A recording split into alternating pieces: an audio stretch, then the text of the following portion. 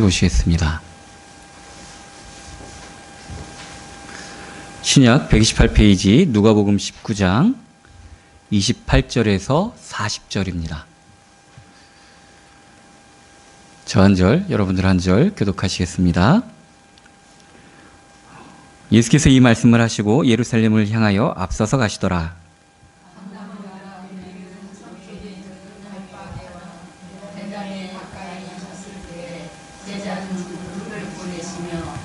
이르시되 너희는 맞은편 마을로 가라. 그리로 들어가면 아직 아무도 타보지 않은 나귀 새끼가 매여 있는 것을 보리니 풀어 끌고 오라.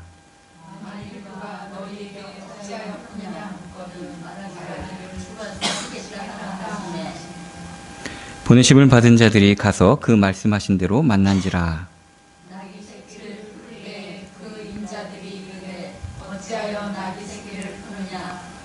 대답하되 주께서 쓰시겠다 하고 그것을 예수께로 끌고 와서 자기들의 겉옷을 나귀 새끼 위에 걸쳐놓고 예수를 태우니 가실 때 그들이 자기 겉옷을 길에 펴더라. 이미 만난 사람이 베르바에 가까이 오시매 제자의 온 무리가 자기들이 본바 모든 행한 일을 위하여 기뻐하며 큰 소리로 하나님을 찬양하여 이르되 찬송하리로다. 주의 이름으로 오시는 왕이여 하늘에는 평화요 가장 높은 곳에는 영광이로다 하니. 우리 중 어떤 바리새인들이 말하되 선생이여 당신의 제자들을 책망하소서 하거늘. 같이 보십니다. 대답하여 이르시되 내가 너희에게 말하노니 만일 이 사람들이 침묵하면 돌들이 소리 지르리라 하시니라. 아멘. 오늘 본문은 종려주일에 많이 하는 그런 본문입니다. 사순절 기간 두 번째 주에 들어서고 올해는 이제 부활주일이 좀 앞으로 많이 당겨져. 보통 4월인데 3월 마지막 주가 부활주일입니다. 근데 이 말씀을 오늘 본문으로 선택한 이유는 우리가 근본적인 문제, 정말 이제 너무 해결받고 싶은데 안 되는 것들이 있잖아요. 근데 우리는 그것도 근본적인 문제가 육신적인 것이고 표리적인 것이고 지엽적인 것으로 착각을 합니다. 이를테면은 나는 왜 이렇게 얼굴이 크지? 얼굴이 좀 작았으면 좋겠는데. 어떤 사람은 내가 옛날에 조선시대나 뭐 그럴 때 태어났으면 정말 좋았을 텐데 이 시대에 태어나서 너무 살기 힘들어. 과연 그 시대에 태어나면 뭐 괜찮을까요? 그 시대는 사람 없대요. 똑같이 경쟁하고 똑같이 그래야 되는데 뭐 그럴 것 같지도 않아요. 근데 그렇게 우리가 할 수 없는 것들, 이를테면은 남자로 태어났냐, 여자로 태어났냐, 뭐 어느 시대에 태어났냐, 뭐 키가 왜 이렇게 작게 태어났냐, 뭐 이런 것들이 우리 근본 문제인 줄 아는데 그 근본 문제 아니에요. 더 근본적인 문제가 있어요. 사탄은 정말 머리가 좋아요. 우리가 사탄 이길 수 있을 줄 알죠? 누가 그러는데 사탄은 IQ가 666이랍니다. 우리가 이길 수가 없어요. 사탄을 못 이겨요. 그런데 사탄은 아무리 날고 겨도 또 하나님을 이길 수가 없어요. 그래서 우리가 예수 공로를 힘입어서 흑암 권세를, 사탄 권세를 결박할 뿐이지, 뭐 죽여달라고 그러고 없애달라고 해봤자 영적인 존재는 예수님 오시기까지 어떻게 안 돼요. 그래서 결박해달라고 그러는 거예요. 이 사탄은 자꾸 근본적인 문제가 표리적인 것으로 바꿔 놓습니다. 자꾸 근본적인 문제가 그게 아닌 줄 알아요. 요즘 세상이 정말 이상해져가지고 원래 남자로 태어나고 여자로 태어나고 하는 건 어떻게 우리가 할 수 없는 거라고 생각을 했는데, 미국에서는 의사가 태어날 때 정해준 성별이 어떻게 내 정체성이 될 수 있는가, 나는 그것을 거부한다, 이런 얘기까지 나옵니다. 내가 살다가 남자로 살고 싶으면 남자로 성전을 수술해서 살면 되고 그런 거지, 왜 태어난 대로 살아야 돼? 참 어이가 없죠, 그죠? 예. 지가 태어난 것도 그럼 지 맘대로 태어났나요? 그렇지도 않잖아요.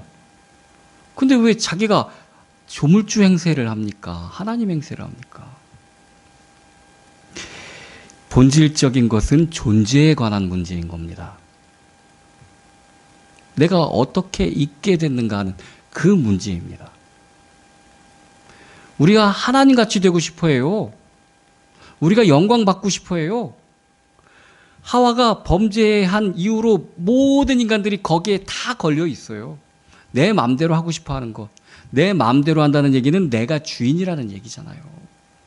근데 우리는 피조물이에요. 그렇게 될 수가 없어요. 본질적으로 될 수가 없는 일입니다. 근데 그렇게 되고 싶어 한다니까요. 조물주라는 얘기는, 하나님이라는 얘기는 내가 노력해서 되고 내가 하고 싶다고 되는 일이 아닙니다. 모세가 하나님을 만나고 나서 그 하나님을 이 히브리 백성들에게 어떻게 내가 소개할 수 있습니까? 당신을 누구라고 얘기해야 됩니까? 하고 물어봤을 때 하나님은 존재론적인 분명한 대답을 하셨습니다. 나는 스스로 있는 자다.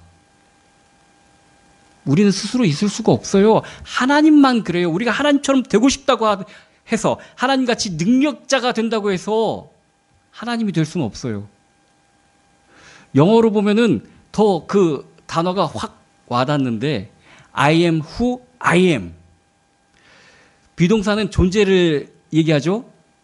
뭐뭐시다. 나는 뭐뭔데? 나는 뭐뭔데? 그 뭐뭐가 뭐냐면 who는 사람을 받는 그런 대명사잖아요. I am. 자체로 나다. 이건 하나님밖에 할 수 없는 그런 설명이에요. 근데 우리는 하나님이 되려고 해요.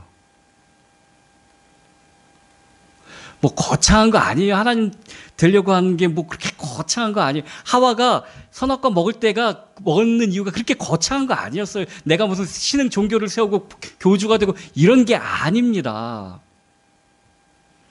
내가 주인 삼은 것이 나라는 거예요.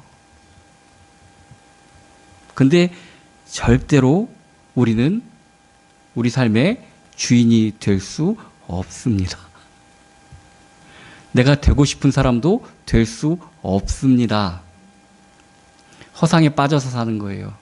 어떤 사람은 물질을 많이 벌면은 그런 존재가 될 수 있을 줄 압니다. 어떤 사람은 얼굴을 많이 가꾸고 건강을 가꾸면은 그런 존재가 될 수 있을 줄 압니다. 어떤 사람들은 그것보다 지적으로 돼야 돼. 지식이 있어야 돼. 그리고 공부를 많이 합니다. 그런다고 그런 존재가 될 수가 없어요. 될 수 없어요. 솔직히 나이 드니까 이거 공부하는 게 뭔 소용이 있냐 싶을 정도로 잘 잊어버려요. 그죠? 내 머리가 아무리 공부해봤자 몇 프로 남지를 않아요. 도대체가 피조물이 조물주같이 되려고 하는 것 자체가 문제라는 겁니다. 더군다나 범죄한 우리는 그렇다고 하나님 옆에서 하나님의 은혜를 누리며 살 수도 없게 되었습니다. 그런 존재론적인 문제를 가지고, 근본적인 문제를 가지고 태어났습니다. 자, 본문에서 예수님께서 나귀를 끌고 오라고 얘기를 하시죠. 30절. 이르시되 너희는 맞은편 마을로 가라. 그리로 가면 아직 아무도 타보지 않은 나귀 새끼가 매여 있는 것을 보리니. 아무도 안 탔대요. 아직 새끼란 얘기죠. 나귀는 빠르진 않아요. 그죠? 근데 고기로 먹으려고 집에서 키우는 동물은 아니에요. 강아지, 개처럼 집 지키라고 키우는 동물도 아니에요. 얘는 뭐 때문에 키우죠? 사람이나 짐을 싣고 가려고 키우는 애입니다. 얘는 그런 존재예요. 근본적인 문제가 그런 동물이라는 얘기입니다. 그런데 아직 아무도 안 태워봤어요? 아무도 안 탔어요? 그럼 얘는 근본적인 문제에서 자유로운가요? 누가 아직도 아무도 안 탔는데? 아직 아무도 안 탔어도 나귀예요. 아무도 안 탔어도 나귀예요. 얘는 존재가 나귀라는 얘기입니다. 그래서 예수님께서도 어린 아이들에게까지 이렇게 말씀하십니다. 누가복음 23장 28절, 예수께서 돌이켜 그들을 향하여 이르시되 예루살렘의 딸들아 나를 위하여 울지 말고 너희와 너희 자녀를 위하여 울라. 예수님께서 십자가 지고 가시면서 자기를 따라오면서 우는 여인들을 향하여 하신 말씀입니다.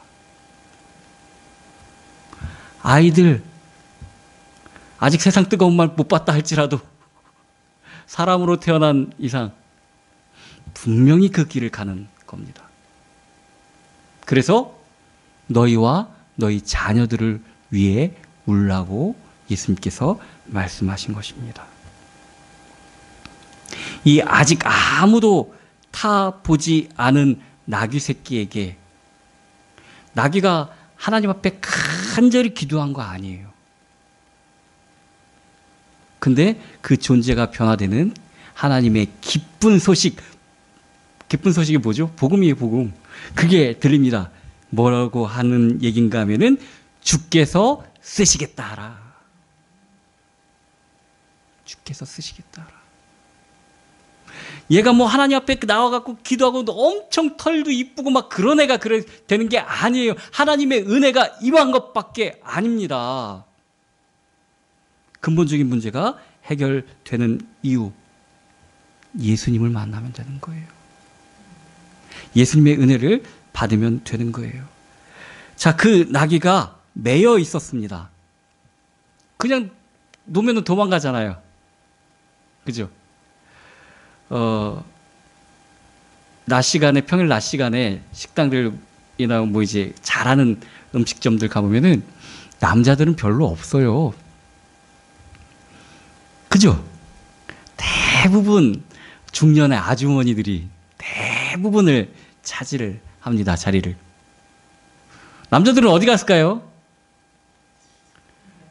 예, 그분들 먹여 살려야 되니까. 밖에서 일하는 사람들, 뭐 때문에 그렇게 열심히 일하냐 그러면 다 내 처자식 때문에, 내 처자식. 우리가 살면서 얽매인 것들이 얼마나 많은지 몰라요. 처자식을 위해서 하면 그 사람 뭐 대단히 뭐 훌륭한 사람 그거 아니에요. 자기 거 위해서 사는 거예요. 자기 거 위해서. 자기예요, 자기 결국은. 부모님들 다 그거 겪어보셨잖아요. 내가 먹는 것보다 내 자식들이 먹는 게 더 좋은 거. 지 기쁨 위해서 그런 거예요, 그거. 네. 다 그런 거예요, 다 그런 거예요. 결국 자기 자신이 좋아하고 자기 자신이 원하고 그런 것이 내 삶을 유지하는데 메이는 줄이 된다는 얘기입니다. 그럼 내 삶이 무엇 때문에 유지되는가 한번 생각해 보세요. 그 삶이 유지되고 있는 게 내 욕심이지 않을까. 나에 대한 애착이지 않을까. 뭐 우리나라 사람들이 특히 더 뭐 학연, 지연 이런 거 굉장히 좋아하지 않습니까? 어디 가서 이제 얘기하고 막 그러다가 어디 사람이요? 그러면 나 어디 사람인데? 그럼 그래? 학교는 어디 나왔어? 어디 나? 그럼 둘도 없는 친구가 되는 거예요. 이제 언제 봤다고. 그죠? 그것도 다 우리가 매이는 줄입니다.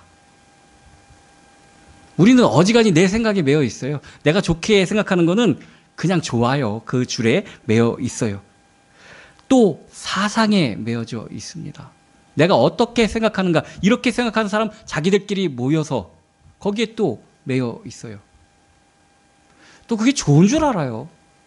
상대방 진영이 이제 선거철이 다가오니까 특히 더 그럴 텐데, 쟤네들은 왜 그래? 그러면서 자기가 속한 그룹이 맞고 옳다고 그렇게 생각을 합니다. 이것도 묶이는 끈이에요. 묶여 있는 사슬이에요. 주님을 만나면 이것들도 다 끊어져야 됩니다. 거기 매여 있어서는 안 됩니다. 우리는 사랑의 줄로 그리스도께 매어 있어야 됩니다. 내 생각과 내 취향에 묶여 있어서는 안 됩니다. 가룟 유다는 예수 그리스도와 함께 3년이나 있고 그와 함께 먹고 그와 함께 자면서도 결국 자신이 묶여있던 그 끈을, 그 사슬을 끊어버리지 못했어요. 어떻게 보면 좀 어렸을 때는 가룟 유다가 억울하겠다 그런 생각이 들었어요. 왜냐하면 사람들은 다 은 30에 팔았다 그러는데 이 사람 그거 갖기 싫다고 던져버렸거든요. 그래서 돈만 밝히는 그런 사람으로 성경이 표현하는 것 같아서, 많은 주일학교 선생님들이 표현하는 것 같아서 가룟 유다 입장에서는 좀 억울하겠다 싶은 생각이 있었어요. 그런데 성경을 자세히 보니까 그게 맞아요. 맞아요. 예수님이 로마의 압제로부터 자기의 민족을 해방시켜줄, 결국 자기를 위해서 예수님을 따라간 거 아닙니까? 가룟 유다를 많은 성서학자들은 열심당원으로 그렇게 추측을 합니다. 열심당원은 지금 우리나라로 따지자면은 일제시대 때 독립운동하는, 특히 폭력적으로 하는 그런 집단이었어요. 로마로부터, 압제로부터 벗어나고자 하는. 근데 예수님이 자기 뜻대로 되지 않거든요. 예루살렘까지 입성했는데 이 기득권층을 멸망시킬 어떤 의지도 갖고 있지 않다는 것을 명백하고 분명하게 깨달았습니다. 내가 여기 있어서 뭐 하겠나, 차라리 돈이나 벌지. 이렇게 된 겁니다. 결국 자기 사상과 자기 욕심에 매여 있는 그 끈을, 그 사슬을 풀어버리지 못했다는 얘기입니다. 그래서 예수님을 판 것입니다. 사탄에 묶여있는 사람, 우리가 그 스스로 그거 풀고 나올 수 없어요. 오늘 본문의 이 나귀가 스스로는 그 메인데에서 풀고 나올 수가 없었듯이 스스로는 거기서 나올 수가 없습니다. 19세기에 미국의 그 2차 부흥운동을 이끌었던 찰스 피니 목사님은 이런 말씀을 하셨습니다. 인간은 스스로 묶이고, 스스로도 묶이고, 사람들에 의해서 묶이기도 하고, 사탄에 의해서 묶여서 마치 바벨론으로 묶여서 끌려가는 이스라엘 포로들처럼 묶였지만, 하나님은 약속하신 70년이 지나자 전적인 은혜로 그들을 해방시켜 주셨다. 그와 같이 하나님의 아들 예수 그리스도만이 우리를 포로된 몸과 마음으로부터 해방시켜 주실 수 있다. 전적인 주님의 은혜입니다. 가만히 넋놓고 있다가 주님이 만나 주셔서 우리가 구원받게 된 거예요. 그래서 우리는 그 은혜를 감사할 수밖에 없습니다. 찬양할 수밖에 없습니다. 우리가 한 것이 아무것도 없기 때문에 그런 겁니다. 뭐 나귀에 빗대서 계속 설교 얘기를 하지만 얘가 솔직히 뭔 정신이 있었겠어요. 이게 뭐지 싶죠. 그죠? 아무것도 하는 것도 없어요. 사람 태워본 적도 없고, 근데 태워본 적도 없는데 나를 뭐 예수님 타시겠다니까 이거 뭐 좋은 건지 싫은 건지도 몰라요. 솔직히 말하면은. 존재론적으로 짐밖에 못 실는, 사람한테 채찍질이나 당하는 그런 인생에서 건진받은 그 은혜도 솔직히 잘 몰라요. 우리가 하나님의 은혜를 너무 모르고 무시하고 삽니다. 우리가 구원받은 그 은혜가 얼마나 감사 감격한 건지. 그래서 모태신앙들은 믿음들이 좀 별로 시답지 않은 사람들이 많아요. 그 은혜를 그렇게 감사 감격하기에는 나면서부터 나다 보니까 우리 아버지가 뭐 장로님이네, 집사님이네, 그냥 믿는 거 보다. 그래서 그렇게 감사 감격할 줄도 몰라요. 오늘 아침에 이런 묵상을 하다가 그래도 우리 자녀들은 믿음이 참 좋다, 목사님 자녀치고, 이런 생각이 들었습니다. 저는 그렇지 못했던 것 같아요. 자, 이 아무것도 모르고 멸망으로 달려가는, 성경이 그렇게 얘기하잖아요. 죽을지도 모르고 멸망으로 달려가는 짐승 같다. 우리가 딱 그런 상황이었는데 주님께서 우리를 불러주셨습니다. 우리가 지나간 옛날 생각하면은 이건 뭐 40, 50대 이상은 다 느끼는 겁니다. 가슴 한켠이 좀 아련하고 옛날 생각하면 좀 지리지리하고 그렇죠? 왠 줄 아세요? 그 시절이 험난했기 때문에 그래요. 정말 돌이켜보면 그 세월들을 내가 어떻게 지내왔지 싶은 그런 일들이 많습니다.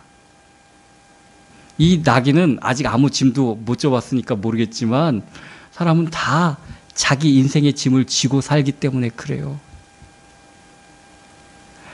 얼마나 그 짐이 무거운지 숨이 턱까지 차고 헉헉거리면서 나 그냥 여기서 쓰러지고 싶어. 더 한 발자국도 못 가겠어. 이런 삶을 지금껏 살아왔기 때문에 그래요. 뒤돌아보면 얼마나 자기 자신에 대해서 연민도 많이 생기고요.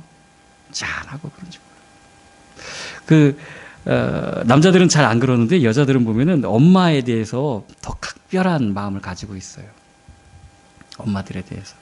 그래서 솔직히 내가 가끔 이제 사모님한테 그거는 엄마가 그냥 자기 좋아서 그런 거지 뭐 당신들이 그렇게 이쁘고 그래서 그런 거 아니야 이렇게 깨주기도 하는데 그렇게 힘들게 농사 짓고 뭐 그렇게 힘들게 뭐 해가면서 자녀들을 그렇게 키웠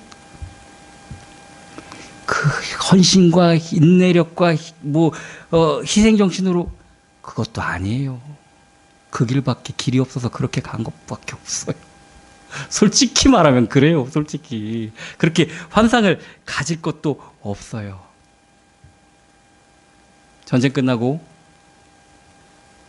또 일제시대 전쟁이 끝나고 뭐 부모님도 그렇게 없고 그러면 그냥 힘들게 살 수밖에 없어요. 그럴 수밖에 없어요. 안 손 놓으면 죽으니까 그렇게 살 수밖에 없어요. 지금도 마찬가지입니다. 우리 인생 힘들어요. 우리가 우리 인생 책임지고 살아가는 거 버겁습니다. 솔직히. 그래서 주님을 만나야 됩니다. 내가 계속 책임지고 살아갈 수 있다고 생각하고 살아가야 한다고 생각하는 그 오만에서 벗어나야 됩니다. 마태복음 11장 28절 수고하고 무거운 짐진 자들아 다 내게로 오라 내가 너희를 쉬게 하리라. 주님밖에 없습니다. 자꾸 뭘 내가 하려고 하지 마세요. 믿음조차도 마찬가지입니다. 주님 앞에 구하는 겁니다. 이사야서 53장 5절 그가 찔림은 우리의 허물 때문이요 그가 상함은 우리의 죄악 때문이라 그가 징계를 받음으로 우리는 평화를 누리고 그가 채찍에 맞음으로 우리는 나음을 받았도다. 우리의 질고에서 나음을 받는 것 예수님이 담당하셨기 때문입니다. 우리가 평화롭게 마음의 안식을 누릴 수 있는 것 주님이 담당하셨기 때문에 그렇습니다. 주님 앞에 다 맡기는 삶이 그리스도인의 삶입니다. 나귀하고 말은 달라요. 똑같이 사람도 태우기도 하고 뭐 그러지만 나귀는 뭐 차로 얘기하면 화물차 같은 거예요. 말은 승용차고 진짜 그 예수님 시대에도 좋은 말들은 스포츠카 같이 엄청나게 이게 잘 보살핌을 받는. 나귀는 커서 사람 태우고 이제 물건 싣고 그러면은 채찍질 당하는 것밖에 없어요. 빨리 못 간다고. 그런 인생이었습니다. 그런데 이 나귀의 은혜는 처음에 제자들이 자기 옷을 그 위에 깔아주고 예수님을 태웠더니 사람들이 자기 옷을 자기 그 나귀 발 앞에 깔아줍니다. 이 나귀가 훌륭하고 뭐 많이 배워서 아니면은 뭐 털 색깔이 뭐 너무 좋아서 이거 아니에요. 예수님을 태웠기 때문에 그런 거예요. 우리 인생은 정말 별 볼 일 없을 수 있습니다. 우리 인생은 정말 힘든 삶일 수 있습니다. 그러나 주님과 함께하는 삶은, 주님이 인정하는 삶은 칭송받는 삶이 될 줄 믿습니다. 인정받는 삶이 될 줄 믿습니다. 사도 바울이 정말 인생의 의미가 뭔지 잘 몰라서 그 자신의 태어난 그 유태인의 가문에 믿던 이 유대교를 쫓을 때, 거기에 인생을 다 바쳤을 때 그래도 얻지 못했던 것을 다메섹 도상에서 예수님을 만나고 나서 깨달은 이후에는 나의 나된 것은 다 주님의 은혜임을 고백합니다. 고린도전서 15장 10절이죠. 그러나 내가 나된 것은 하나님의 은혜로 된 것이니. 이 말이 그 말이에요. 내가 나를 좀 이루어 보려고 애쓰고 힘쓰는 거 다 헛수고예요. 주님을 모시면 됩니다. 주님과 함께 가면 됩니다. 우리는 자꾸 영광을 받으려고 해요. 다른 사람들이 나를 알아주기를 바라요.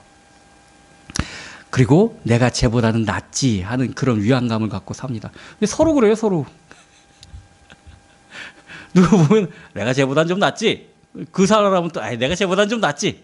서로 그래요. 뭘 똑같은 것들끼리 그러는지 모르겠는데. 자, 주님을 모셔야 되는 겁니다. 내가 받을 것은 영광이 아닙니다. 자꾸 내가 인정받고 싶고 영광 받으려고 하는 것은 이 근본적인 존재론적 문제를 해결함 받지 못해서 그래요. 영광은 하나님이 받으시는 거예요.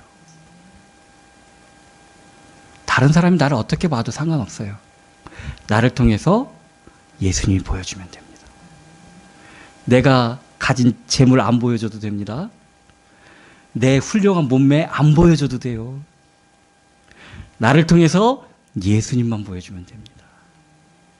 그것이 정말 성공하는 삶입니다. 주님을 믿고 나가는 저와 여러분이 되기를 예수 그리스도의 이름으로 축원합니다.